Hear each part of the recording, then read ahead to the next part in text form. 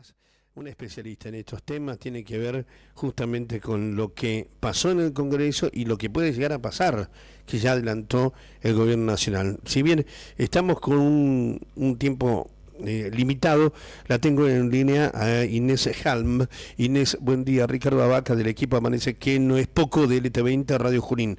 ¿Cómo le va? ¿Qué tal? Buen día. ¿Cómo les Muy va? bien. ¿Cómo les va a todos los oyentes de Junín? Gracias por comunicarse conmigo. No, a usted por tomarse este tiempo para poder charlar unos minutos. Inés, ¿y ahora qué se viene? Kilos A. A ver, vamos un poquito con la historia y con cosas que son reales. Cuando asumió este gobierno, igual que lo hicieron el resto de los gobiernos, sobre todo desde la creación de la fórmula, ¿no es verdad?, de movilidad previsional, que cada gobierno lo cambió a su beneficio, ¿no es verdad?, de gestión, porque si ponemos a mirarnos en la historia, en todos los cambios de fórmula siempre hubo un ahorro y un ajuste a los jubilados y un ahorro en beneficio del gobierno. En todos. No dejó ninguno en el aire. Unos más, otros menos, pero todos tuvimos ajustes. Algunos fueron un poquito más prolijos, otros mucho más desprolijos, como el último de Alberto Fernández, que lo primero que hizo, al igual que este gobierno, que lo primero que hizo fue asumir y decir, bueno, congelamos la movilidad, suspendemos la movilidad que ya estaba y lo voy a dar a discreción por decreto. Bueno, lo hizo el gobierno anterior y también lo hizo este gobierno. Hasta tanto saliera una reforma previsional, una nueva movilidad previsional. Bueno, obviamente que las coyunturas siempre son diferentes. En la época de Macri la coyuntura era distinta porque ellos apostaban que en ese momento la inflación iba a ir a la baja. Entonces dijeron, bueno, vamos a poner variable de salario e inflación. En realidad después, en esa coyuntura, en ese momento, la inflación empezó a disparar y, claro, los jubilados empezaron a tener más aumentos. Recordemos que fueron aumentos importantes en ese momento hasta que viene Alberto Fernández, y Alberto Fernández dice, no, yo tengo que cortar con esto, porque si no, con la inflación que tengo, me va a comer los aumentos jubilatorios, y ahí fue cuando hizo el decreto y suspendió la movilidad de Macri, y volvieron a poner por RIPTE, pero sin variación de inflación, ¿tá?, que fue la que rigió hasta ahora que ingresa este nuevo gobierno. Este nuevo gobierno también suspende la movilidad jubilatoria porque había un componente que no sabía si lo iban a manejar o no, que tenía que ver con la variable de salario. No tanto la recaudación, pero sí la variable de salario. Es real que ellos dicen, bueno, vamos a empezar a dar por inflación mensual. Nosotros siempre tenemos una inflación, nuestro país es muy vulnerable con respecto a la inflación. Bueno, pero en vez de tomar la inflación que tenían que tomar desde el mes de enero, no es verdad que era la más alta, no hablamos de diciembre, porque deberían haber tomado la de diciembre, tomaron la de enero, tampoco, empezaron con abril. Ahora, ¿qué pasó? Después empieza una negociación y reconocen un porcentaje de ese 20% de la inflación de enero. Pero ya el jubilado ya venía perdiendo casi históricamente desde el año pasado, con todo el desbarajuste inflacionario que hubo, vino perdiendo casi el 45-50%. Claro. Pero desde enero viene perdiendo un 35%, desde enero, desde esta gestión. Bueno, por supuesto no podemos seguir por decreto. Hay una manda del fallo de la Corte donde dice que la responsable de tener una movilidad previsional acorde a los jubilados para la tasa, para la movilidad, y que no pierda su bien de capacidad de ahorro, no capacidad de ahorro, capacidad de subsistir al jubilado, bueno, es el Congreso de la Nación, los legisladores. Bueno, tenemos que sacar una movilidad, sí o sí, o sea, no podemos vivir con decreto porque no es real, no se puede. Perfecto, se trabaja en una ley de movilidad. Los legisladores fueron muy ambiciosos porque dijeron, bueno, ya que pedimos la ley de movilidad, que es necesario para el jubilado, vamos a agregar un par de cosas más. Y en realidad esa ambición por ahí perjudicó lo más importante. Eso lo hablo a título personal como miembro del Observatorio de la Seguridad Social y con más de 40 años de experiencia en este tema. ¿Por qué digo que fue ambicioso el proyecto de diputados? Porque metieron un par de cosas que sabíamos que podía ser inviable. ¿Cómo cuál?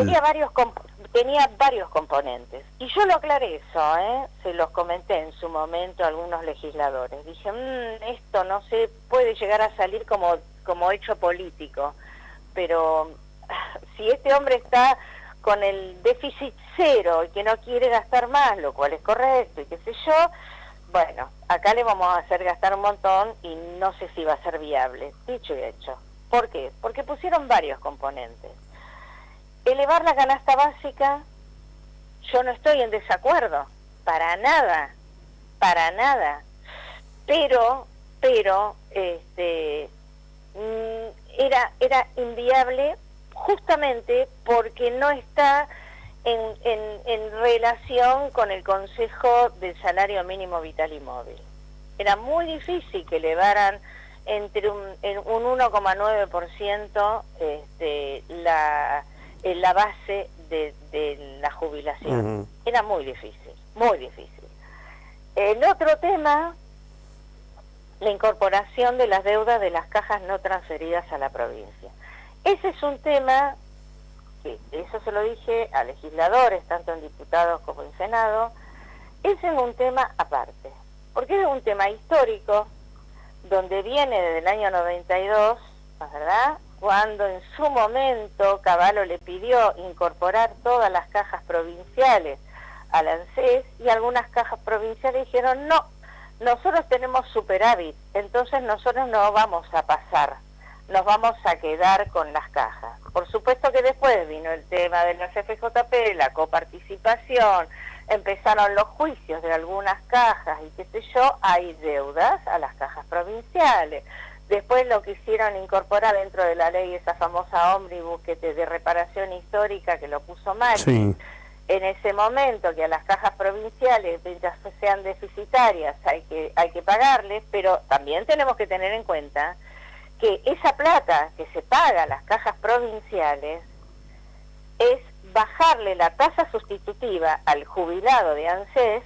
La tasa sustitutiva, ¿cuál es? La relación activo-pasivo. Si un jubilado trabaja por 100, se jubila con 43. En cambio, el jubilado de la provincia de Buenos Aires, por ejemplo, se jubila entre el 70 y el 85%. Ya sé que tienen algunos aportes más, pero aunque sean aportes más, como es deficitaria, ANSES tiene que sacar plata de su bolsillo para mantener esas tasas sustitutivas. Lo cual es una discusión muy sensible, que hay que sentarse a trabajar con cada uno de los gobernadores, y hubiera sido para un proyecto aparte, con un debate aparte, con una armonización aparte, con algo aparte. No jorobar lo más urgente, que era la movilidad que tenía el jubilado con cuánta para poder subsistir y que le den su aumentito mes a mes. Esos fueron lo más importante. Después se tomaron por las dudas el gobierno, el artículo 2, que tenía que ver con algo que es fundamental en el haber de la movilidad previsional, que de ahí vienen todos los fallos. Todos los fallos de la Corte que dicen, páguenle al jubilado la actualización de acuerdo a la relación del aporte y del salario, ¿no es verdad?, que uno trabaja. O sea, cuando uno trabaja aportando y sale ese aporte ¿de dónde? De su sueldo. Por lo tanto, cuando se jubila, le tienen que reconocer los años de aporte y lo aportado por cada año de trabajo. ¿Está? Sí. Por eso es que hay tanta cantidad de juicios, porque ¿qué es lo que está pidiendo el jubilado? No me están pagando lo que me corresponde. Tal cual. Yo ganaba 100 y estoy cobrando 40, y bueno, yo tengo que ganar 60. ¿Se entiende? Sí, está claro. Esa recomposición que nosotros también propusimos, inclusive también el proyecto del PRO también lo tenía incorporado, que era la variable de salario, reconocer una vez al año y ver cómo iba la inflación, ¿no es verdad?, mes a mes, y cómo iba el RIPTE, mes a mes. Entonces, si el RIPTE, o sea, la variable de salario, el RIPTE es la medición de todos los sueldos de los trabajadores bajo relación de dependencia que trabajan en la actividad privada, porque la actividad pública nunca se toma nada, siempre es la actividad privada. Daba, qué sé yo, no sé, 2 puntos más. En el mes de marzo, una vez al año, se le reconocía 1 punto, o sea, el 50%. Lo cual era lo más lógico, primero para no crear nuevas olas de juicio, porque esto, si lo vetan totalmente y esto no lo toman en cuenta, empieza la ola de juicio. Ya empezaron con la ola de juicio de los bonos. Ya empezaron la ola de juicio de bonos. La gente no se enterará, pero ya están los juicios de bonos. ¿Tá? Porque Sí, vos sí. no podés tener a un jubilado toda la vida pagándole bonos. Y por el otro lado, si no sale esto, y si llega a haber un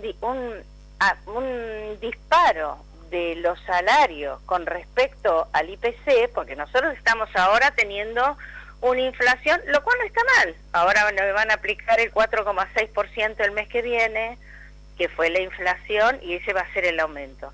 Pero supongamos que lleguemos a 0. Supongamos, ¿no es verdad? Utópicamente. Sí. Tengamos un 0 de inflación. Y los salarios empezaron a recomponer. ¿Cómo va a quedar la brecha entre el jubilado y el salario de los activos? Donde tiene que haber sí o sí una relación, porque la jubilación es consecuencia del salario. Yo sé que el gobierno dice, bueno, pero crearon en la época de Alberto Fernández y Cristina, crearon un montón de jubilados por moratoria. Bueno, tampoco yo pondría en la bolsa todos los de moratoria. Yo no estoy de acuerdo con la moratoria, pero convengamos que no todo el mundo no aportó porque no quiso una moratoria. Hay mucha gente que aportó y las empresas se quebraron o no le hicieron los aportes correspondientes. O sea, tampoco le echemos la culpa al pobre trabajador que aportó y cuando llegó esos aportes no estaban más. O sea, no existían. Tampoco el Estado en su momento para que ese empresario aportara. ¿Tá? Así que bueno, esos son lo que hoy está, lo que quiso hacer el espíritu del legislador en tener los 2/3, los tuvo en la Cámara de Diputados y en la Cámara de Senadores salir esta ley. Por supuesto, más allá de la vehemencia que por ahí puede llegar a tener este gobierno, dijo, bueno, yo veto todo. Si lo va a vetar todo o no lo va a vetar, tiene 10 días hábiles para saber qué es lo que va a hacer. Por una cosa es lo que se anuncia, que ya lo vimos varias veces, y otra cosa es lo que se puede llegar a negociar. Solo hay que esperar. Podría llegar a negociarse algo. Y esperar, sobre todo. Y esperar. Ojalá que tengan la posibilidad de negociar, para no crear litigiosidad la variable de salario, por lo menos, y en la recomposición del reconocimiento de lo que se perdió en el mes de abril, en el mes de enero de ese 7,2% porque es acumulativo. Inés. Ahora el gobierno dice, bueno, eso me sale 10.000 millones de pesos, yo lo escuchaba anoche estar, 2.000 por uno, 2.000, claro, si yo junto todo, él dijo cuánto le salía, bueno, pero 2.000 millones no es lo mismo que 10.000. Gracias, Inés, muy amable, muy atenta. Gracias por estos minutos. Bueno, hasta Estamos luego. en el final. Chau, chau, Gracias, buen día. Inés.